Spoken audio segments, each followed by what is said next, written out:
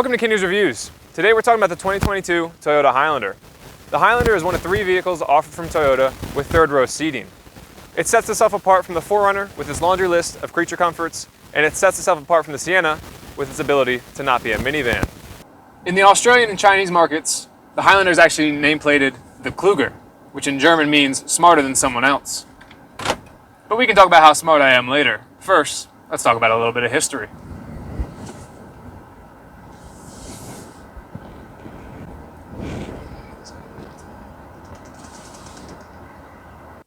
The Highlander was released in 2001 as a 5-seat midsize SUV.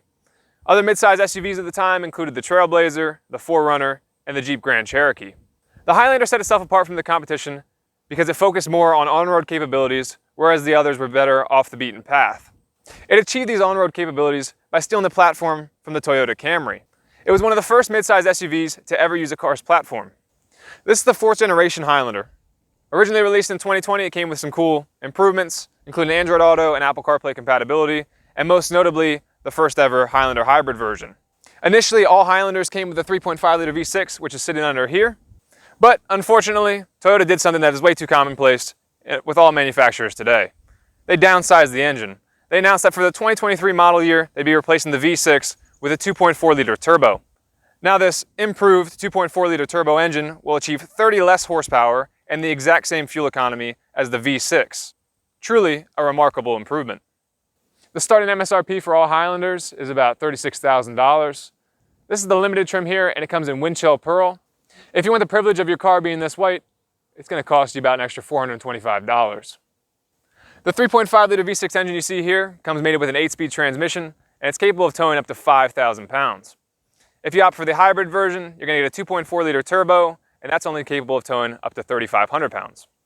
Although the Highlander wasn't designed to be a rugged off-roader, it still comes with some capabilities to help it face some mild adversity. If you come in here, you can see that there's 4 different modes that you can select. You have a mud and sand mode, rock and dirt, and snow mode. These are only available on the all-wheel drive versions, and they'll help you get out of some sticky situations. All right, so for dynamic torque vectoring, for those who aren't physicists, here's how it works. It's an all-wheel drive vehicle. There's power going to 4 wheels. What it does is dynamically take that and send it to the wheels that need it most. So as you can see here, it's sending it to all 4. I'm accelerating. I'm going around a turn to the right here. As I turn to the right, you can see it stops sending power to that back right wheel. That's the one that has the least amount of traction, so it sends it to the wheels that obviously have traction. The cargo area on it is decent. As though we'll talk about later, it doesn't quite stack up to the competitors. As you can see, here's with the third row folded down. If we pull these straps here, you can bring them right up. Should be down. Yeah. As you can see, decent amount of space even behind the 3rd row. Up top, there's a hands-free liftgate, and it also comes with jam protection, as I will now demonstrate.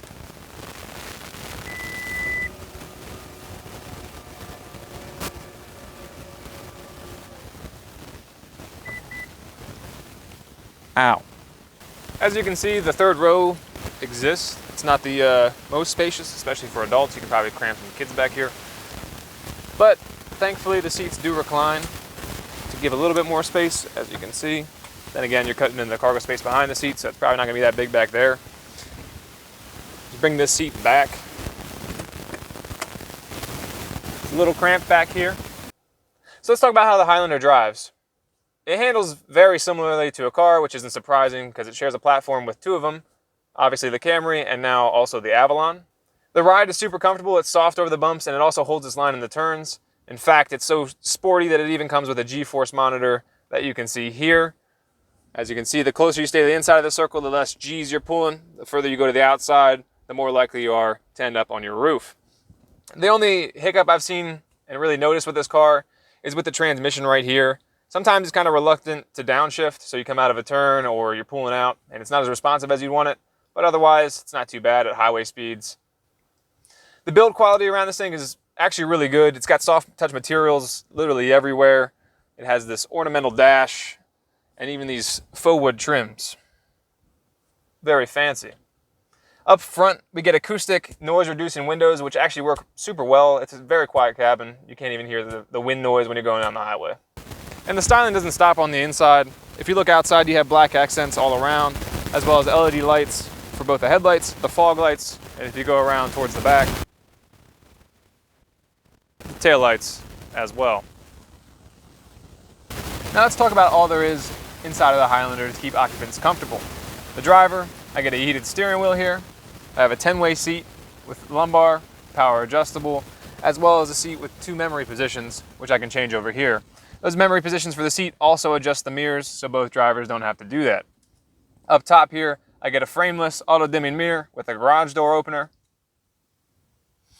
Both the driver and the passenger get heated and ventilated seats in the front.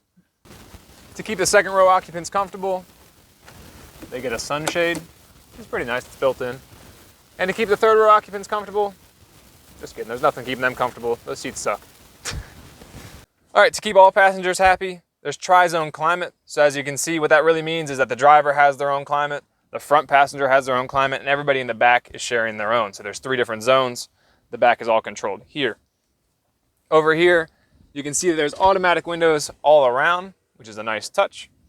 And I'm also kind of regretting this, but I put the power moonroof under comfort for all, even though the people in the back honestly can't see it. On the Platinum trim, they offer a full panoramic moonroof, and I'd say it's absolutely worth it. The Highlander comes with some things to make it even more uncomfortable than the third row. For example, you have this conversation mirror here, so you can keep an eye on your rear passengers. Additionally, probably one of the weirdest things I've seen is this driver easy speak that goes through here.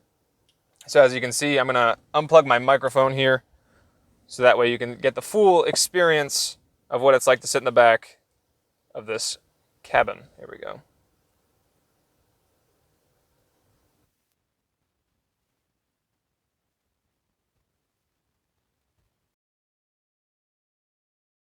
The Highlander's got some pretty cool tech around. Inside of this rolling cover here, you'll find a wireless charger, which works pretty well. This is a skid-resistant surface, so you don't have to worry about your phone sliding all around. Up front here, you get a 12.3-inch infotainment screen. Comes with navigation, Android Auto, Apple CarPlay, and you can even get Alexa through there. The only problem with that, and I don't know if the camera's showing it, but on a bright day, it's super reflective. Honestly, probably if the camera is reflecting it, all you see is my Hawaiian shirt. But it's super reflective and it's hard to see the screen. When it's cloudy, it's not too bad, or night, it's not that bad, but during the day, it sucks. Also, the driver gets another 7-inch screen over here, which you can see tells you your seatbelt status, your passengers, what's open. There's a whole bunch of screens on there that you can use while you're driving. The Highlander received a top safety pick plus from the IAHS. It didn't receive it just because it had 8 airbags located around the cabin. It received it because of all the safety tech that comes with it. It comes with Toyota Safety Sense 2.5 Plus standard on all trims. What that includes is pre-collision assist with pedestrian detection. So that makes sure when you're driving down the road, right, you don't hit the car in front of you and you also don't hit people walking by. Probably a good thing. Comes with radar guided cruise control, which uses this camera and sensors in the bumpers to see the car in front of you, leave an adequate following distance so you don't hit the people in front of you. Again, probably a good thing. Lane departure alert with steering assist keeps you in your lane. You don't drift out of your lane, hit another car. Probably a good thing. Automatic high beams, they're so-so. Every car I've driven with automatic high beams, you're always worried about whether you're going to blind the person in front of you because you're going around a turn. It doesn't register all the time. So it's all right, but it's not a complete end-all be-all. It also comes with lane tracing assist, which works with the lane departure alert to just keep, it scans the lines that are alongside the road to keep you, again, in your lane. And finally, it comes with road sign assist. And what that does is it takes this camera, which is located right here, and what it'll do is it scans road signs as you're going by, speed limits, stop signs, yield signs, all that stuff, and it actually just projects them right on your dashboard. Because it's the limited trim, it also comes with front and rear parking assist with automatic braking, as well as blind spot indicators on the mirrors. Additionally, it comes with a backup camera with dynamic guidelines, as well as a bird's eye view. So if I put it in reverse here, you'll see that. As I turn the wheel, it shows you where you're going to end up on both, which is pretty interesting. Here's the bird's eye view. Again, that's an additional option. It doesn't come on all limited trims. There it is. If you don't like that as much and say you want to back up the old-fashioned way, what you do over here is like you're adjusting the mirrors. I select the right one so I don't curb the 20-inch wheels I have over here. Put it in reverse again. It automatically tilts down for me. So again, I don't end up on the curb. Kind of a weird feature that it has here is this perimeter scan with curb view. So what you do is there's a camera button I just press over here to my left.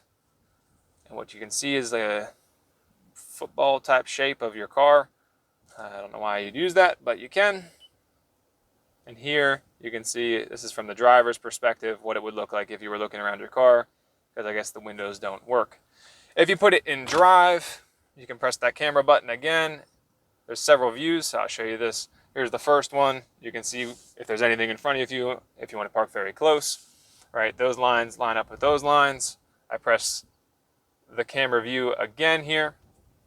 Again, there's just a different view of the front so you don't run into somebody. Over here, if you look in the driver's dash, put this back in park, you can see the seatbelt status of everybody in the car, right? So if you see up here, there's two of us sitting in the front. They're both red, so that means we should probably put our seatbelts on. As it goes for reliability and warranty, that type of stuff, it's got a Toyota badge, so it's going to be more reliable than most cars. The warranty is 3-year, 36,000 bumper to bumper, 5-year, 60,000 powertrain. And it also comes with the new Toyota Care thing, which is 2 years, 25,000 miles. They'll cover all factory maintenance on the vehicle. Now let's find out how the Highlander stacks up to the competition. There's 3 big ones that it competes with: the Honda Pilot, the Kia Telluride, and the Hyundai Palisade. All 4 vehicles have the same power and same fuel economy, so it's all a tie there. However, the Highlander does start out about $2,500 more expensive than both the Telluride and the Palisade. The Koreans, the Palisade, the Telluride, do have a more spacious cabin for both cargo and for passengers, so it's a win for both of them here.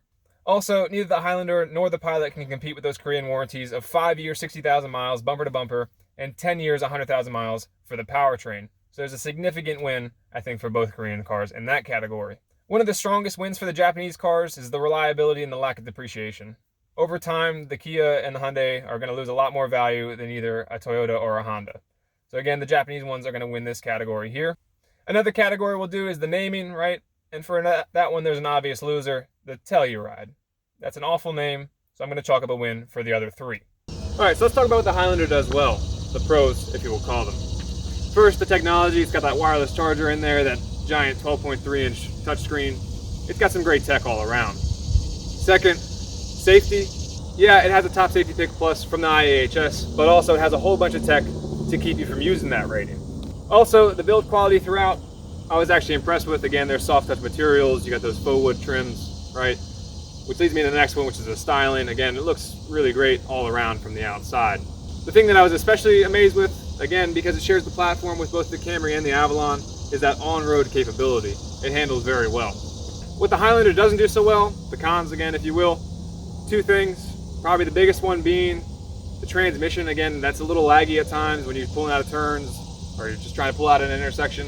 It's not as responsive as you would want it. And the second one is the cargo space. It's really not competitive in that area for either the passengers or the cargo. So when Toyota created the Highlander, they had a goal in mind. They said, we want a car that's going to be great on the road, can haul your family around, doesn't necessarily need to go off the beaten path. And that's exactly what they created here, right? It's loaded to the brim with technology, so much so that when you're sitting up in that driver's seat, it's very easy to pay attention to that instead of the road. Nothing can go wrong there, right? Personally, the Highlander is the type of vehicle that's hard to review because it's not a bad vehicle, but it's certainly not a standout. It's the type of car that you buy and you're absolutely not disappointed with, but you know in the back of your mind every time you drive it that there is better out there. So with that, I think that pretty much concludes my review of the Highlander. That's all from this Highlander. If you have any questions or comments, please put them below. Thank you.